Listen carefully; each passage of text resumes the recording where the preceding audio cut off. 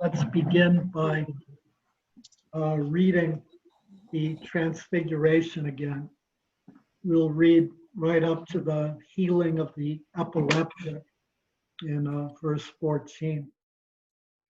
Then let's also take a quick look at Mark chapter 9, starting in verse 2. We'll read the Transfiguration again.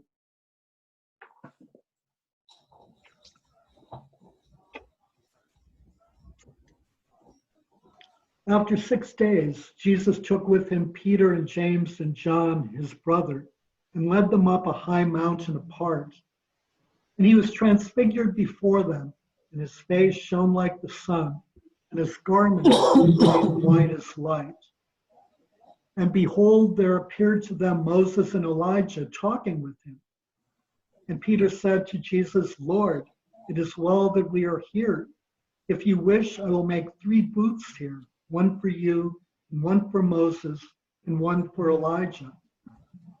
He was still speaking when, behold, a bright cloud overshadowed them, and a voice from the cloud said, "This is my beloved Son, with whom I am well pleased. Listen to him." When the disciples heard this, they fell on their faces and were filled with awe. But Jesus came and touched them, saying, "Rise and have no fear." And when they lifted up their eyes, they saw no one but Jesus only. And as they were coming down the mountain, Jesus commanded them, "Tell no one the vision till the Son of Man is raised from the dead." And the disciples asked him, "Then why do the scribes say that first Elijah must come?" He replied, "Elijah does come, and he is to restore all things. But I tell you that Elijah has already come, and they did not know him, who did to him whatever they pleased. So also the Son of Man will suffer at their hands." Then the disciples understood that he was speaking to them of John the Baptist. So let's go to Mark chapter 9, verse 2. And after 6 days, Jesus took with him Peter and James and John and led them up a high mountain apart by themselves.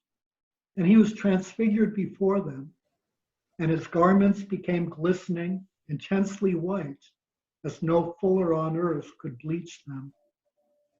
And there appeared to them Elijah with Moses. They were talking to Jesus. And Peter said to Jesus, "Master, it is well that we are here. Let us make 3 booths, one for you, and one for Moses, and one for Elijah." For he did not know what to say, for they were exceedingly afraid. And a cloud overshadowed them. The voice came out of the cloud, "This is my beloved Son. Listen to him." And suddenly looking around, they no longer saw anyone with them but Jesus. Did this change? I just did that. So notice the important thing here is that Mark has Elijah first and Moses second. Right? So we ended last week by discussing the eschatological or apocalyptic element of the Transfiguration, that it points forward both to the resurrection and to the beginning of the new covenant, so to what's called realized eschatology, as well as to the second coming and to the new heaven and the new earth and to the final judgment, so final eschatology. So one thing that one last thing about that is that we have Moses and Elijah. And so Matthew's order, Moses and Elijah, is different from Mark's, which is Elijah and Moses, because Moses and Elijah represent the law and the prophets. So the vision indicates that Jesus is the correct, so they both sort of meld into Jesus. The vision disappears, or the vision comes to an abrupt end, and only Jesus is there. So the implication of that is that Jesus is the correct interpreter of the law and the prophets. Also, that Jesus is the fulfillment of the law and the prophets. And that Jesus represents represents continuity with the law and the prophets. Although because the law and the prophets meld into him, there's also discontinuity. So it's also significant that, then the question is why Moses and Elijah, in addition to the fact that they represent the law and the prophets. Does anyone have any idea?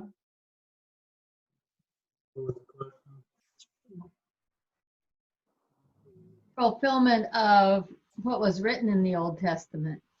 Mm-hmm. Right. So sending a prophet like Moses in immediate terms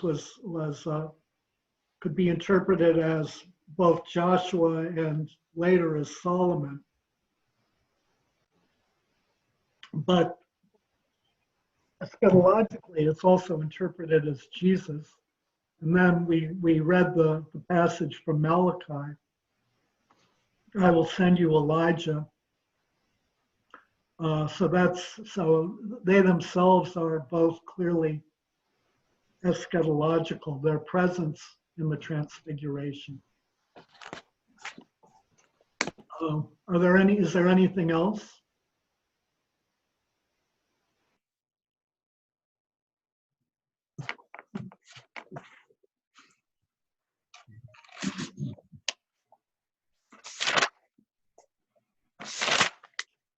Why is Moses first in one and Elijah first in the other? Because Matthew wants to make it clear that he's referring to the law and the prophets. So Moses as the giver of law, Elijah as the prophet par excellence, or the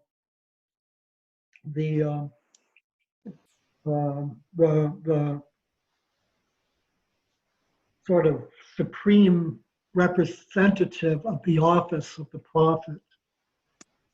So Matthew continually uses the phrase the law and the prophets, and Jesus said that he didn't come to abolish the law and the prophets.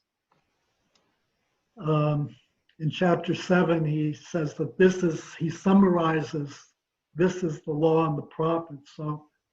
And on these two commandments depend all the law and the prophets. Matthew continually uses the phrase law and the prophets. And so he does that here to make it clear that Jesus is the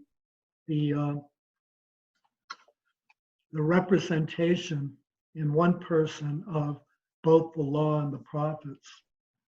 So he fulfills both. The law and the prophets, yeah.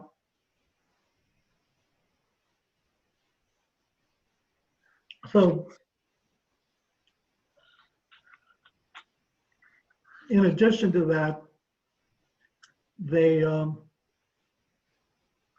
both Moses and Elijah were known as the deathless ones in Jesus' time. There are three deathless ones. There's Enoch. Does everyone remember Enoch?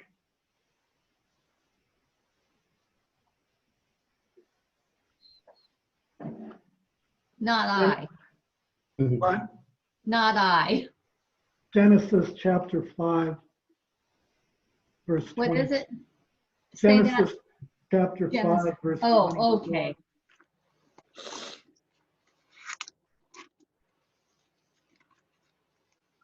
Let's read starting in Genesis chapter 5, verse 23. So this is the list of the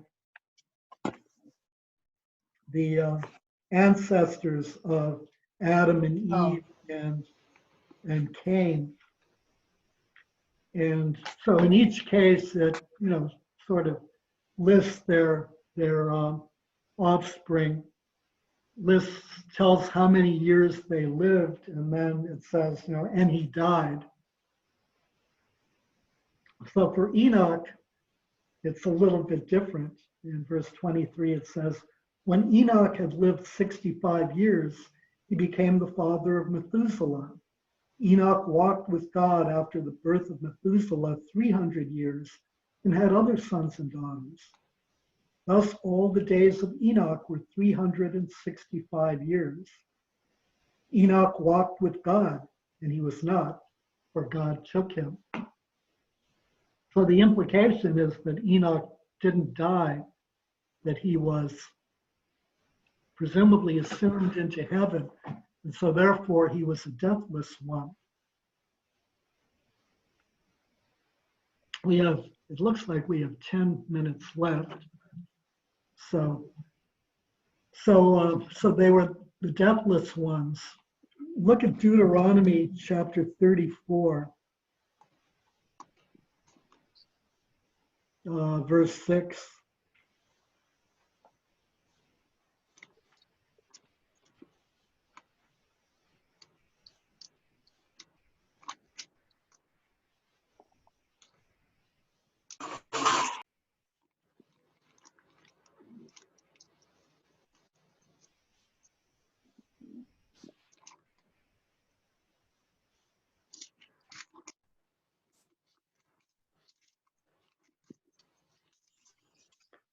Starting at verse 5. So Moses, the servant of the Lord, died there in the land of Moab, according to the word of the Lord.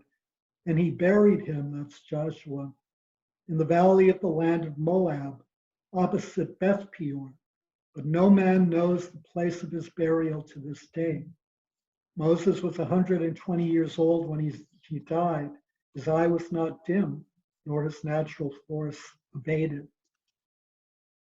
So the implication of not knowing the place where he died is that he was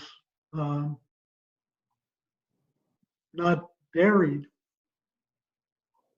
because he was assumed in some form. And so therefore he too is a deathless one. And I think, is everyone familiar with Elijah's assumption into heaven? Mm. Do we need to read that as well?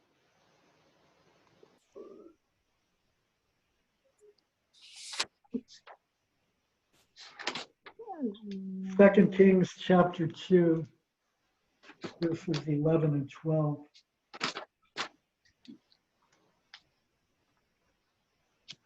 What was the book again, bro? It's 2 Kings chapter 2, 11 and 12.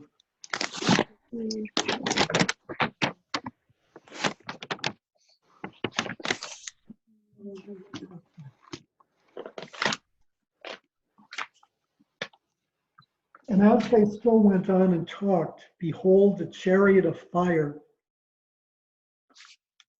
and horses of fire separated the two of them. And Elijah went up by a whirlwind into heaven. And Elisha saw it and cried, my father, the chariots of Israel and its horsemen. And he saw him no more. So those are the three deathless ones. And the in terms of messianic thought, both were expected to return in the last days, at the end time, in the day of the Lord, and play roles in the coming kingdom of God. So that was interpreted as the sending you Elijah, bless you, Mary, and sending a prophet like Moses. So their presence in the vision indicates that the messianic age has dawned, that it's coming with the resurrection of Christ. In fact, that it's come with Jesus' birth and with his entry into history, that the day of the Lord, in some form, although not the form in which everyone was expecting, not with God's sort of violent intrusion into history coming in judgment, has already dawned. So, questions about that before we end? And any thoughts? Sorry, why did we read about Enoch? Because Enoch is one of the three deathless ones, along with Moses and Elijah. I see.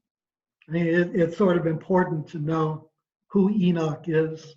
It's it's something we all should know. I see. Is he mentioned in other places in the Bible other than that? Enoch, Mm-hmm. he's mentioned in Hebrews.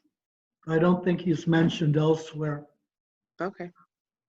There are some apocalyptic deuterocanonical books of the Bible, the books of Enoch, that were written in the roughly in the same period as the books of Maccabees, so a little bit before the time of Jesus, but they're not, officially a part of their apocalyptic literature. That's not an official part of the New Testament in either the Masoretic text or the Septuagint versions.